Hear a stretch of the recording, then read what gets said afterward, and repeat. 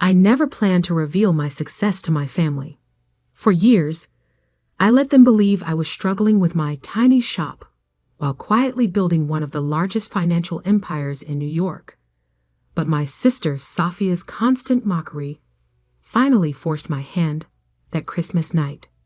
The evening started like any other family gathering at my parents' Upper East Side townhouse. Designer outfits, expensive wine, and the usual competition over who had achieved more this year. I deliberately wore a simple black dress from Target, playing my expected role as the family disappointment. "Olivia, darling." My mother's voice carried that familiar note of carefully masked disappointment as I walked in. We were just discussing Sophia's latest promotion at Sterling and Pierce. She's now Senior Vice President of Operations. I smiled politely, remembering the confidential documents on my desk, showing that Sterling and Pierce was actually one of my recent acquisitions, though that particular detail wasn't public yet. "Congratulations, Sophia." "That's wonderful." Sophia, impeccable in her Prada suit, barely glanced up from her phone. "Thanks. How's that little vintage shop of yours doing? Still making ends meet?"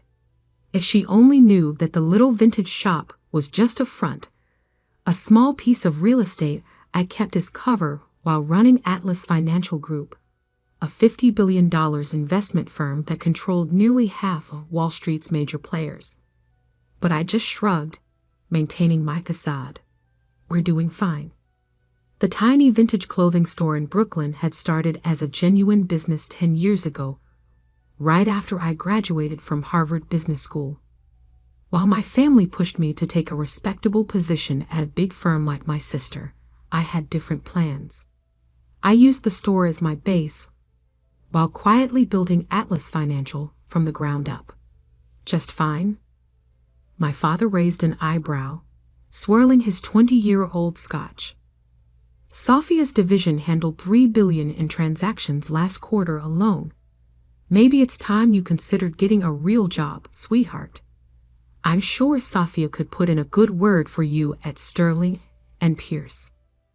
I bit back a laugh, thinking about the meeting scheduled for tomorrow where Sterling and Pierce's board would learn about their new ownership. Instead, I said, "Thanks, Dad, but I'm happy where I am." Sophia snorted delicately. "Of course you are. Some people just lack ambition. Not everyone can handle the pressure of real business." The irony was almost too much. Just that morning, I had closed a deal worth more than Sterling and Pierce's entire market cap. But here I sat, letting my sister lecture me about real business. "Remember when Olivia actually went to Harvard Business School?" my mother added, shaking her head. "All that potential wasted on a little shop. At least Sophia made something of herself." The doorbell rang, interrupting what was sure to be another recap of my supposed failures. My mother brightened immediately. "Oh, that must be Marcus. Sophia, your boss said he might stop by, didn't he?" Marcus Evans, CEO of Sterling and Pierce, was indeed supposed to make an appearance. What my family didn't know was that he was here at my request, not Sophia's. After years of hiding my success, I had finally decided it was time for a change. The mounting takeover of Sterling and Pierce had provided the perfect opportunity. Sophia straightened her designer dress, clearly eager to impress her CEO. "Yes, Marcus mentioned he tried to drop in. He's been such a wonderful mentor to me."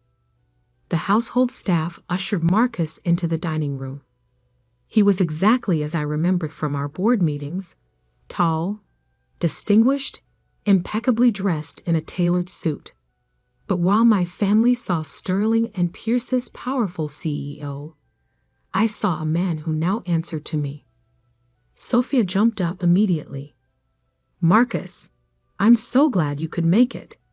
Let me introduce you to my family." But Marcus's eyes had already found me, and the look of recognition was immediate. He stepped forward, hand extended, completely ignoring Sophia's attempt at introductions. "Ms. Reynolds," he said formally, using my professional name. "I didn't expect to see you here tonight." The room fell silent. Sophia's smile froze on her face. "Hello, Marcus," I replied calmly. "Merry Christmas." "Wait," Sophia interrupted, confusion evident in her voice. "How do you know my sister?" Marcus looked genuinely puzzled. "Your sister?" He glanced between us. "I apologize. I had no idea Ms. Reynolds was your sister. She's the CEO of Atlas Financial Group, our new owner." The silence that followed was deafening. My mother's wine glass slipped from her fingers, crashing to the floor. Sophia's face had gone completely white. And my father, he just stared at me as if seeing me for the first time. "Owner?" Sophia whispered. "That's impossible. Olivia runs a vintage clothing store." I smiled, finally letting my carefully maintained facade drop. "Actually, Sophia, I own quite a bit more than that, including, as of tomorrow morning, Sterling and Pierce." The vintage store had been my cover for years, allowing me to build my empire away from my family's judgmental eyes.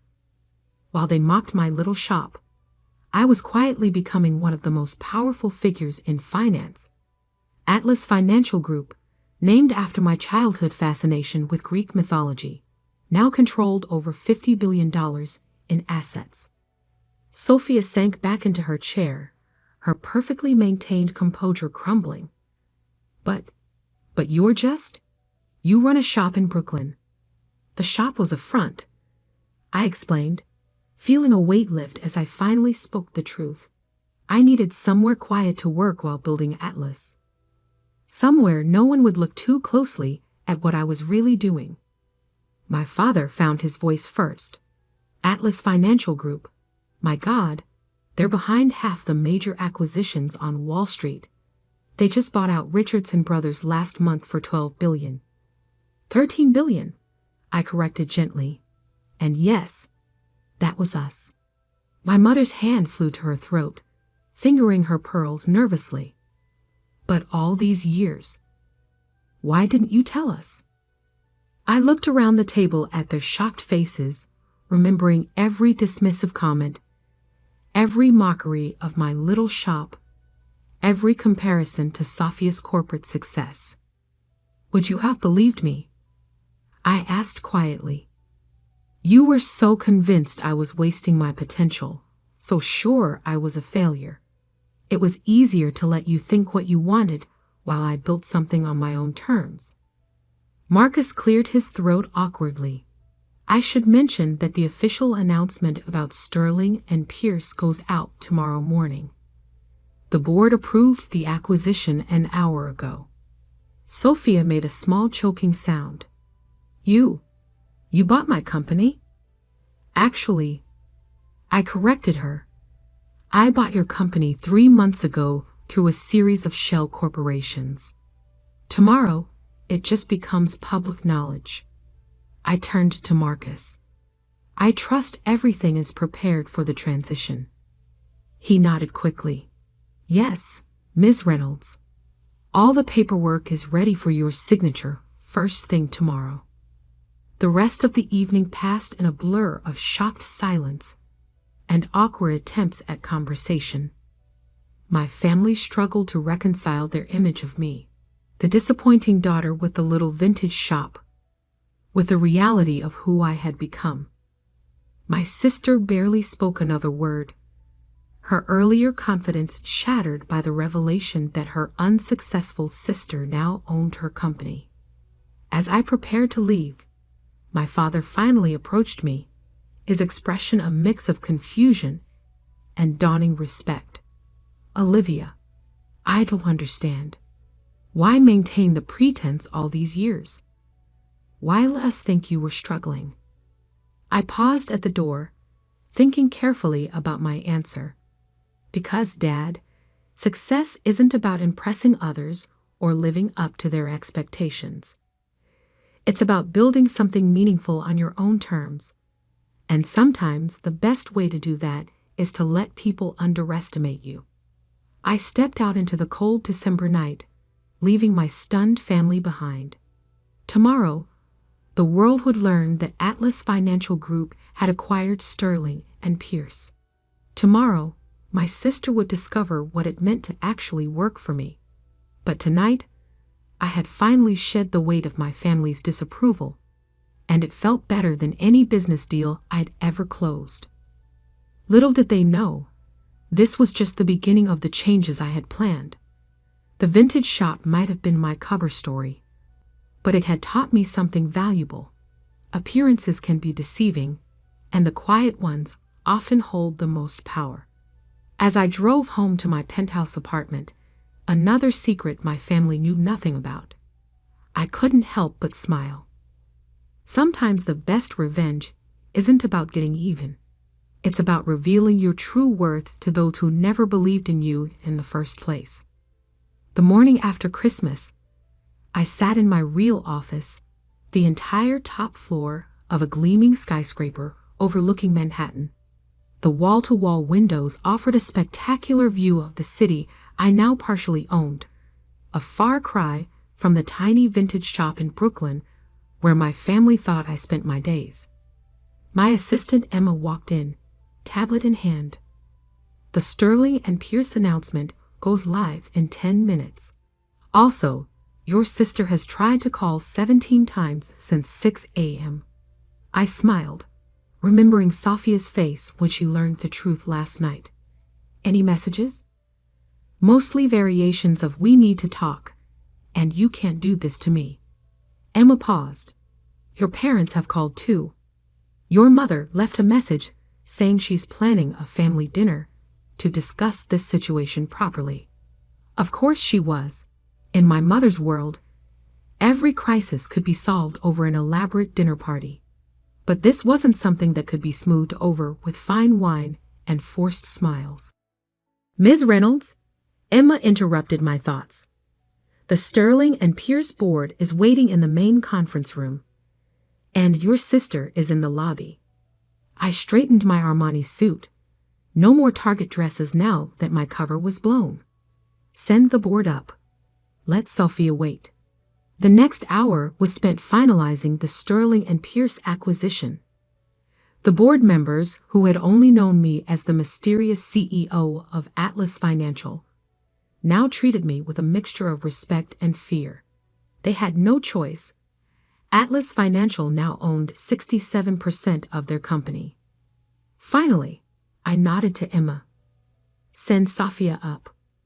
My sister burst into my office like a hurricane in designer clothes. She stopped short at the sight of my expansive office, her eyes widening as she took in the elegant furniture, the priceless art, and the commanding view of Manhattan. This is impossible, she whispered. Clearly not, I replied calmly, not bothering to stand. Did you need something, Sophia? She whirled to face me, her composure cracking. Need something? You bought my company. You've been lying to us for years, playing poor little Olivia with her pathetic little shop, while secretly, building an empire? I supplied. Yes, I did. And I didn't lie. I just let you believe what you wanted to believe. But why? She demanded. Why hide it? Why let us think you were a failure? I leaned back in my chair, studying my sister carefully. Because you needed to. You, Mom, Dad, you all needed to believe I was less successful than you. It made you feel better about yourselves.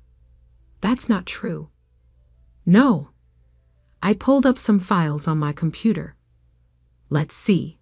In the past 5 years, you've mentioned my little shop exactly 147 times in family gatherings. Mom has suggested I get a real job 89 times, and you've used the words wasted potential in reference to me at least 50 times. Sophia's face flushed. You've been keeping count? I keep track of everything, Sophia. It's how I built this company.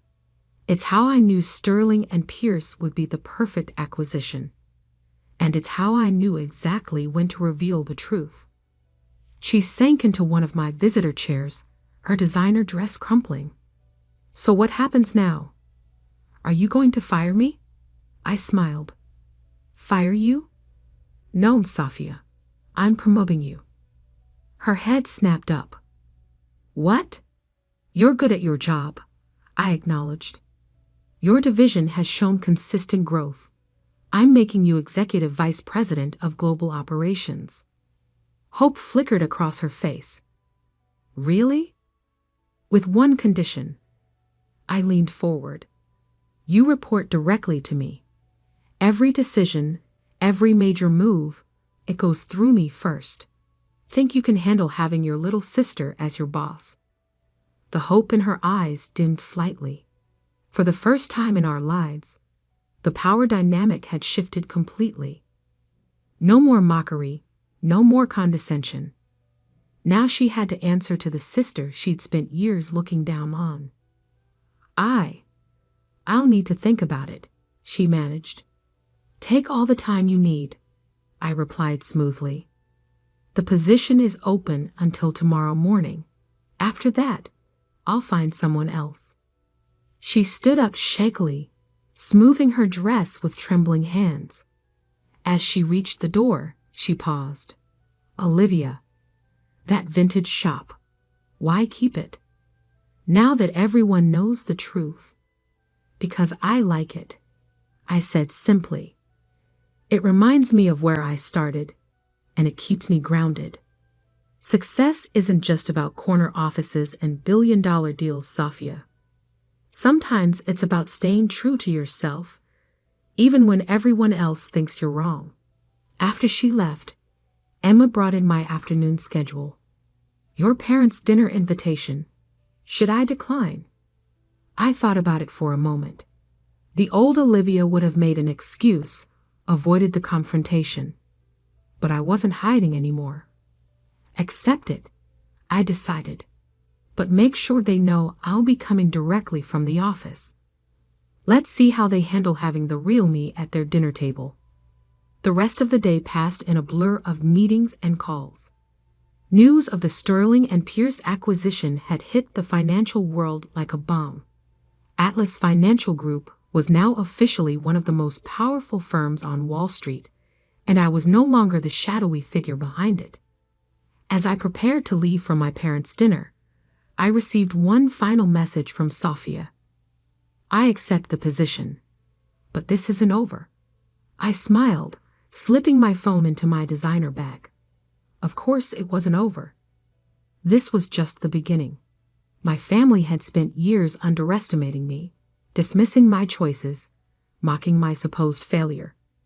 Now they would learn exactly what I was capable of. The vintage shop in Brooklyn might have been my cover story, but Atlas Financial was my true legacy. And now that my family knew the truth, it was time to show them just how far their disappointing daughter had really come. I stepped into my private elevator, heading down to where my driver waited. Tonight's dinner would be interesting. No more hiding. No more pretending to be less than I was. It was time for my family to meet the real Olivia Reynolds, CEO of Atlas Financial Group and owner of half of Wall Street. And something told me they weren't ready for what that really meant. My driver pulled up to my parents' townhouse precisely at 7. This time, I didn't try to blend in. My Chanel suit and Louboutin heels announced exactly who I was. Not the daughter they dismissed for years, but the powerful CEO I'd become.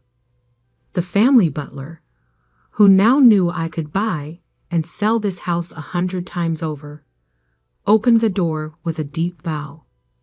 Ms. Reynolds, your family is waiting in the dining room. I could hear heated whispers as I approached. They fell silent when I entered. My mother, father, and Safia sat around the massive dining table, looking like they'd been caught plotting something, which, knowing them, they probably had. Olivia, my mother managed, her voice strained. You look different. Amazing what wearing your real clothes can do, I replied, taking my seat. No more Target dresses needed. My father cleared his throat. We've been discussing this situation, and we think. The situation? I interrupted, raising an eyebrow. You mean my success? My company? The fact that I'm now Safia's boss. About that, Safia cut in. I've been thinking about the position you offered. The position isn't negotiable, I said firmly. You either accept it on my terms, or you find somewhere else to work. Though good luck explaining to other firms why you left a promotion at Atlas Financial. My mother's hands fluttered nervously with her napkin. Darling, there's no need to be so aggressive. We're family. Family? I laughed softly. Was it family when you mocked my little shop for years? When you compared me to Safia at every opportunity? When you told everyone who would listen that I'd wasted my Harvard degree? We were trying to motivate you, my father argued, to push you to achieve more. No, I corrected him. You were trying to force me into your version of success. But here's what you never understood. I had my own plan. While you were focused on titles and appearances, I was building something real. The first course arrived, expensive wine, perfect salmon, all designed to smooth over family tensions. But I wasn't interested in pretending anymore. Do you know why I kept the vintage shop? I asked, watching them pick at their food. It wasn't just a cover. It was a reminder of what really matters. While you were all chasing status and recognition, I was learning about real value, about seeing worth in things others overlooked. But why hide it? My mother pressed. Why let us believe you were struggling? Because you needed to, I said simply. Your whole worldview depended on having someone to look down on. The successful parents, the perfect daughter Safia, and poor struggling Olivia. It made you feel better about yourselves. Sophia flinched. That's not fair. Isn't it? I pulled out my phone, opened my notes. Would you like me to read some of your comments from the past few years? The ones about my waste of potential? Or maybe the time you told your friends I was still finding myself while you were building a real career? Enough, my father interrupted. What do you want, Olivia? Money? Power? You clearly have both now. I set down my fork, looked each of them in the eye. What I want is acknowledgement, not of my success. I don't need your validation for that. I want you to acknowledge how you treated me, how you belittled my choices, dismissed my path, and made me feel less than because I didn't follow your script. Silence fell over the table. My mother's carefully applied makeup couldn't hide her discomfort. My father's usual authority seemed to have deserted him. And Safia, she looked lost, her world turned upside down. Finally, my father spoke. We were wrong. Yes, I agreed. You were. But you have to understand, my mother jumped in. We only wanted what was best for you. No, I corrected her gently. You wanted what looked best to others. There's a difference. I stood up, smoothing my designer suit. I have an early meeting tomorrow. Atlas Financial is acquiring another firm, one that makes Sterling and Pierce look small in comparison. Safia, I expect you in my office at 8 sharp. We have a lot of work to do. Olivia, please, my mother called as I turned to leave. Can't we just go back to the way things were? I paused at the door. No, we can't. But we can move forward if you're willing to accept me as I am, not as you wish I was. And if we can't, my father asked quietly, Then you'll miss out on knowing who I really am, I replied. Your choice. I left them sitting there, surrounded by their expensive dinner and shattered assumptions. My driver was waiting outside, ready to take me back to my penthouse apartment. Rough night? He asked, seeing my expression. Actually, I smiled. It was perfect. The next morning, I arrived at my office to find Sofia already waiting. She looked different, humbler somehow, without her usual armor of superiority. I've been thinking, she said before I could speak, about everything you said last night. You were right. I gestured for her to continue. I was jealous, she admitted. Not of your success. I didn't know about that. But of your confidence. Your ability to follow your own path without caring what anyone thought. I always needed their approval. And now I'd like to learn from you. Really learn, not just accept the promotion. If you're willing to teach me. I studied my sister, seeing for the first time, not my lifelong rival, but someone who might actually be ready to grow. First lesson, I said, sitting down at my desk. Success isn't about proving others wrong. It's about proving yourself right. Over the next few months, things changed. Not dramatically. Years of family dynamics don't disappear overnight. But slowly, steadily, the relationships shifted. My parents stopped trying to micromanage my life and actually started listening when I spoke. My mother replaced her subtle digs with genuine questions about my business. My father began asking for my advice on investments. Sofia worked harder than I'd ever seen her, learning the real meaning of success.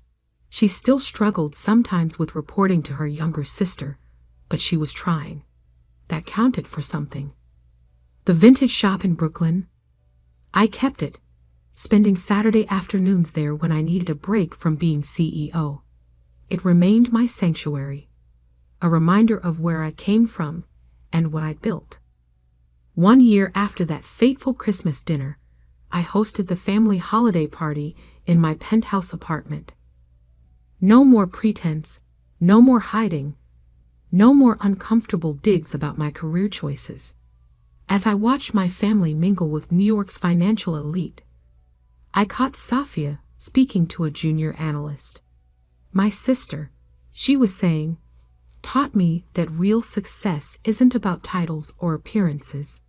It's about building something meaningful, something true to who you are. I smiled, sipping my champagne. Sometimes the best revenge isn't about getting even or proving people wrong. Sometimes it's about showing them a better way to be right. The vintage shop's bell still rings every day, its small space filled with carefully curated pieces and stories waiting to be discovered. And 50 floors above it, in a gleaming office tower, sits the empire that proves success comes in many forms. You just have to be brave enough to follow your own path, even when everyone else thinks you're lost. As I looked out over the city lights that night, I realized something important. My family had spent years trying to fix what they saw as my failures, never realizing that their definition of success was what needed fixing all along.